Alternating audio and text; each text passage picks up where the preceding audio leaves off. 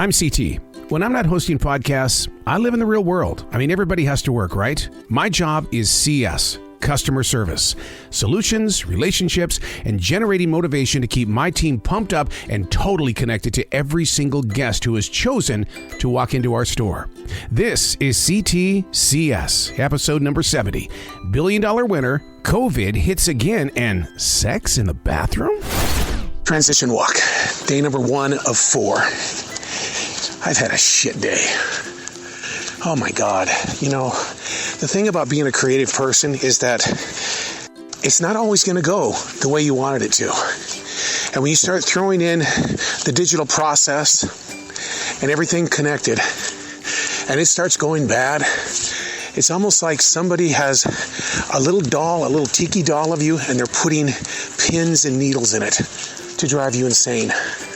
I got to be on this transition walk today because I can't go in to customer service with the attitude of I'm getting the crap beat out of me. I need this walk. I'm at the store. It's kind of a historic day for me in the way of this will be my 3rd new general manager since starting here. So I wonder how the play-by-play is going to take place and try to figure out what their visions are and tap into it. Got to be a team player, right? Here's an update on the manager situation. What's going on here is 17 applicants for this one position, and it shows what kind of a great store we are. The 17 people want to come here and be our leader. So we've done an interim GM right now, and there's only 2 people in that position when it comes to any type of a manager on duty. So it's going to be really rough inside those quarters. There's been talk of a new Oreo cookie that's being released. It's been all over social media, and it's called an Oreo. Right. So we're into the Oreo cookies right now to find out if it's officially here. There's a double stuff, but it's supposed to be even bigger than a double stuff. And I'm not seeing it, but you got to keep your eye open for this. It's 2 times the size or 3 times the size. Even the mega stuffer here is not big enough. So keep your eye on that baby. A gentleman comes in to do an interview. And he shows up about 15 minutes ahead of time, which is pretty cool. But what was really interesting about the interview was he walks in with a wagon. Yeah, a black wagon. And it's like, that's interesting. And I asked him if he was going to do some grocery shopping afterwards. No, I just don't go anywhere without my wagon. Huh. Interesting. If you were doing an interview, what would you think of that story? Would it be a story that you would ask more about to find out more about the person? Oh, this is going to be a rough one. I thought the day started rough with all my podcasting and stuff like that. 3 people that do the night shift are not coming in. Now we're trying to figure out how we're even going to make it past the 5 o'clock hour because there's not that many people here and we're about ready to have our rush hour. It's still one of my pet peeves. I understand rain checks and when things aren't there that we will give you a guarantee that you'll come back a different day and you'll get it at that price. But the people that we're seeing do this are professionals at it. You sit there and you go, really?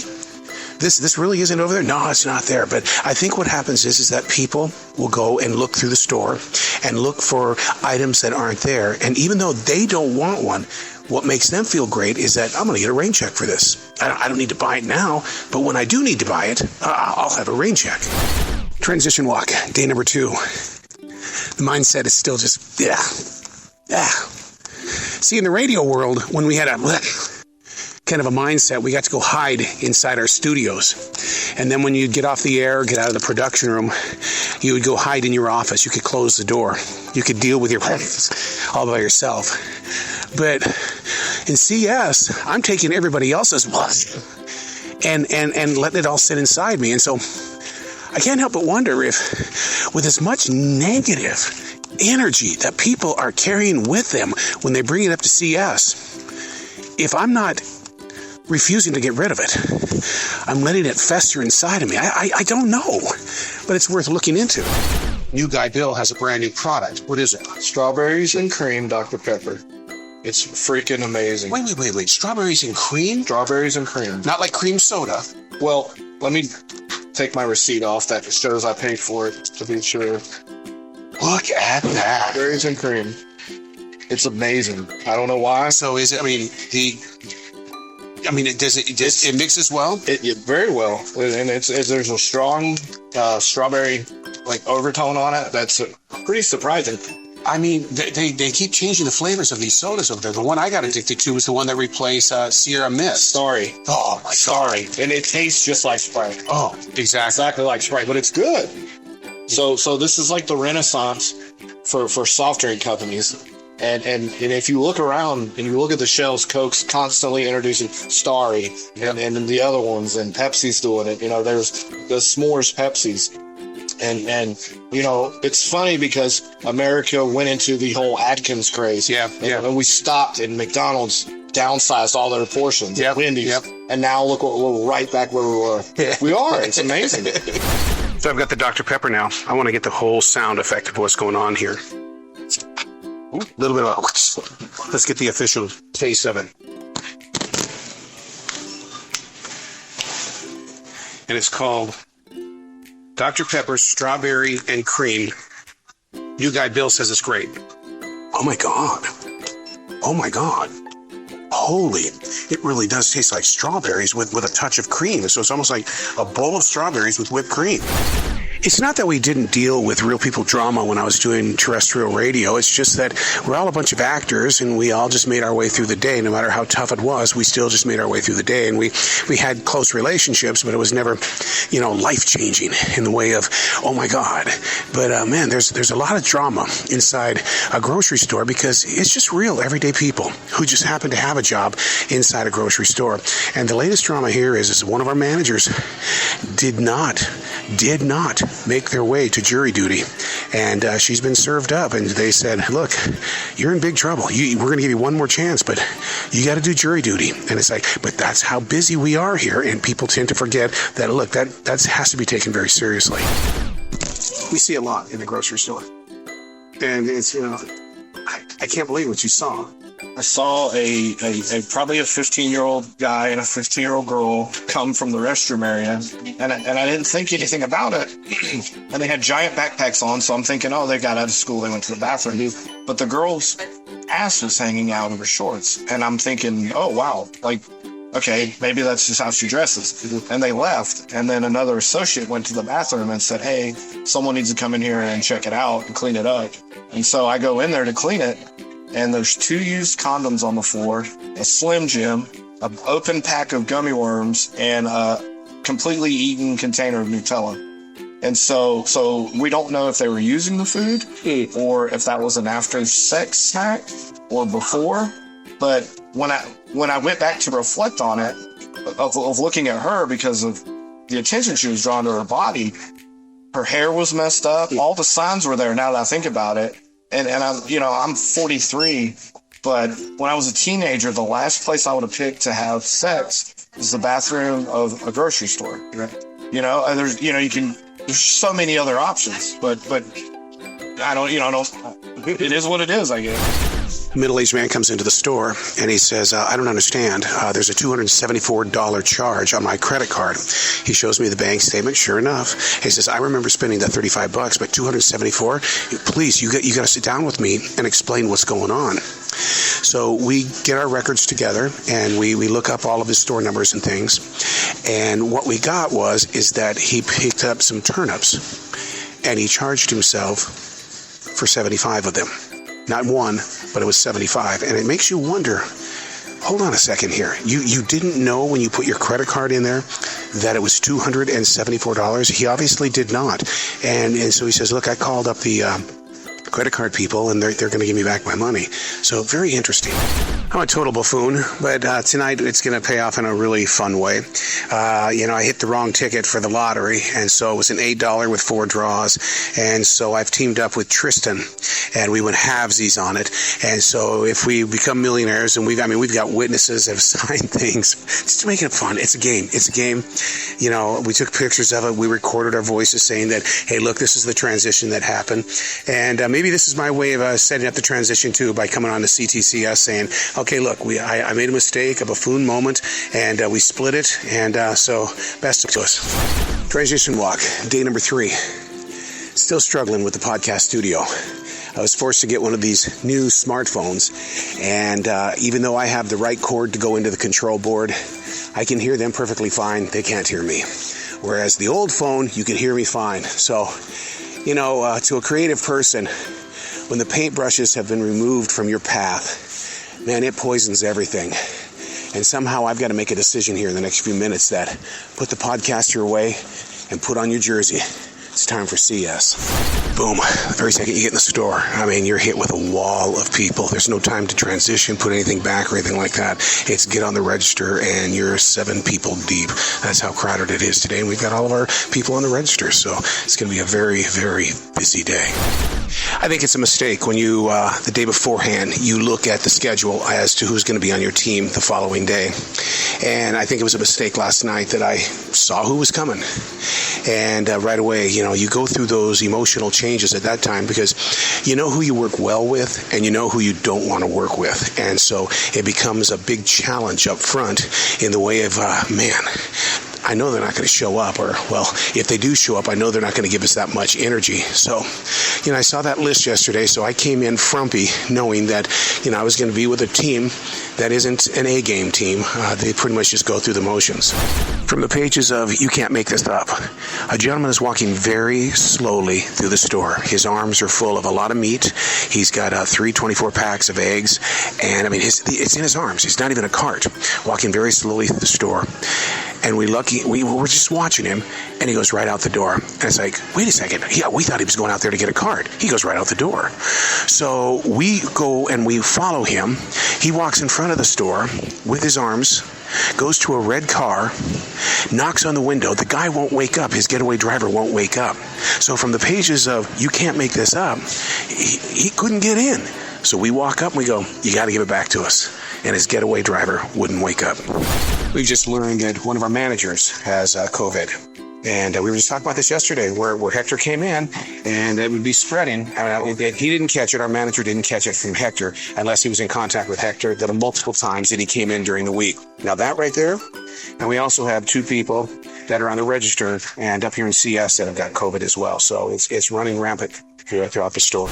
New guy in the neighborhood. His name is Nico. Nico grew up in Florida, recently moved to Cleveland, then came to Greensboro, North Carolina, and now here in Charlotte. He says, I'm here to get my life back in order. And he says, all my work and stuff is online. And I said, are you in the neighborhood? He says, yeah, absolutely. I said, we got live music, buddy. We got a bar. We've got local beer. He says, a grocery store? And he said, yeah. And he found out that I host podcasts, and especially C.T.C.S. And the first thing he said was, dude, you gonna mention me? I think I've run into that question for 43 years in broadcasting. Dude, you gonna mention me? Yeah, Nico, you're part of the neighborhood. I'm gonna talk about you a lot. A what the hell moment. I'm currently holding the store one-step pregnancy test. It is opened. There's a test missing, and it was in the return bin. That means somebody took the test. Would you say they failed it? Or they felt like maybe it didn't give you a good answer, so they brought it back? What would you do? If you were in my shoes, is it a what the hell moment? Or is it move on, don't ask any questions, just keep moving on? Transition walk, day number 4. Had to get my God on. Have to do my church before going into CS. Pastor Frederick said something today that really caught me off guard. I've called this my transition walk for several months because I'm trying to trust in the transition. I know that I go through many different changes through the day in order to get to where it is that I'm growing. But today, before we got into this forest to take this transition walk, Pastor Frederick said, we are not taught to learn from our transitions. And that's where we need to begin the journey. Isn't that kind of funny? Kind of weird? You know, 6 months ago maybe, I started calling this a transition walk. And today the pastor says that we are not taught to move through our transitions. Really got me. Hector is one of our regulars when it comes to playing the lottery. I mean, every night playing those numbers, coming in late, almost up to closing time, but he always plays the numbers. Well, the word inside the store all week has been stay away from Hector. He's got COVID. He's got it really bad. Hector comes walking into the store about 15, 20 minutes ago, no mask on, and it's one of those where we stood about maybe 7 or 8 feet away from Hector and said, you can't come in here until you put a mask on. He says, no, I'm fine. fine. And he says, no, you're not fine. You're still a carrier. So I'm just documenting this right now, only because we all got within at least 7 feet of Hector, and it's like, oh my God, here we go again. Major League unexpected change of plans. The closer tonight has called in. We've been talking about this during this entire C.T.C.S, and that is that the COVID is running pretty crazy throughout the building, and so they wanted to switch my time so I would be a closer tonight. I have no problem closing. My situation is that my day begins very early in the morning, so even though I'll be getting home well after midnight, my shutdown time will be about 2 o'clock in the morning to be back up by 6 o'clock in the morning. So I said, look, here's the situation. I'm going to work with you, but you're going to work with me. I'm not going to come in until I decide I'm going to come in, and that's going to be 2 hours later than my expected time. Well, hopefully this won't be what my day is going to be like for the rest of the day, where everything is just a bad step. Get into the store, the typical Sunday crowd. Oh, CT, there's a spill in produce. We need you to clean it up. Great. Self-checkout number 3 is out, and so we're rebooting it now. It takes about 7 or 8 minutes for it to get back up. We have a line of about 6 or 7 people deep trying to just get into self-checkout, so we're trying to figure out what the situation is at this time. But we've done one reboot. Hopefully it'll get us back in order. Like it when you say you got a bunch of winners. Are you going to take a guess at how much you want? I have no idea. So, hey, try to play this like the Price is Right. Yeah. There you go. That's $8 you don't have to worry about anymore. There you go. You want to do them all at one time and then... Yep. You got this one now? Yep. Oh, hey, $21. That's kind of an I think that is. I'm not used to like a whole bunch of numbers in that, so maybe 2 or 3 ones. Okay. And then are you checking these numbers? Yep. Okay. I know. I've already checked these. I think they're winners. 16. See, 21 to 16. Odd numbers. Yes. What have you been doing this weekend? Counting lottery tickets. So I see. I have to take that back to South Carolina. Ooh, 28 on that one. All right. You're gonna have enough money for dinner tonight. I know. I'm celebrating. Any more? Yep. There we go. You been just collecting these at home? Yeah.